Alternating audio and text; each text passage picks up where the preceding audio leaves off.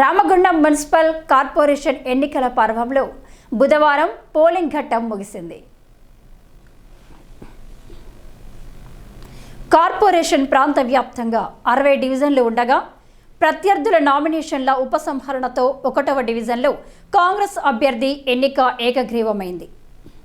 దీంతో మిగిలిన 59 డివిజన్లకు బుధవారం పోలింగ్ జరగగా ఓటర్ల సౌకర్యార్థం అధికారులు 272 పోలింగ్ కేంద్రాలను ఏర్పాటు చేశారు.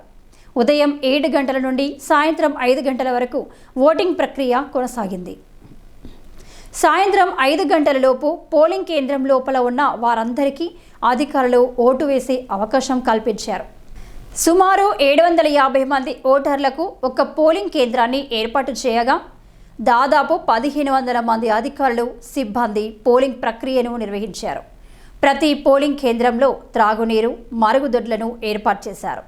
నడవలేని వారి కోసం వీల్ చైర్స్, సహాయం కోసం వాలంటీర్లను అందుబాటులో ఉంచారు. హెల్ప్ డెస్క్, మెడికల్ క్యాంప్ లాంటి సదుపాయాలను కూడా సమకూర్చారు. పలు చోట్ల పోలీసులు కూడా సహాయకులుగా వ్యవహరించి ప్రజల మన్ననలను చురగొన్నారు.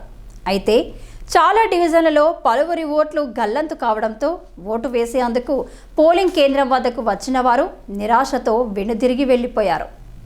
నూతనంగా ఓటు హక్కు లభించిన యువత తొలిసారి ఓటు హక్కును వినియోగించుకొని ఆనందం వ్యక్తం చేశారు. కాగా పోలింగ్ కేంద్రాల వద్ద ఎలాంటి సమస్యలు ఉత్పన్నం కాకుండా దాదాపు 600 మంది సిబ్బందితో పోలీసులు పటిష్టమైన బందోబస్తు చర్యలు చేపట్టారు.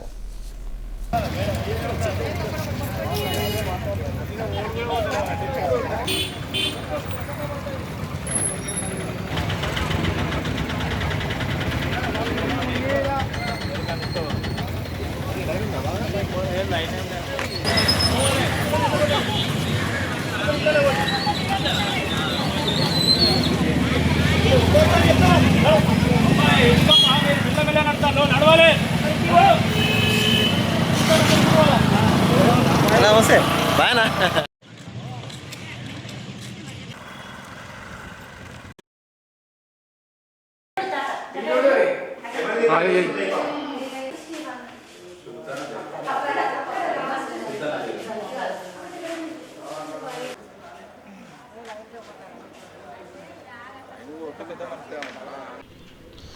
రామగుండం మున్సిపల్ కార్పొరేషన్ ఎన్నికలు ప్రశాంతంగా ముగిశాయి.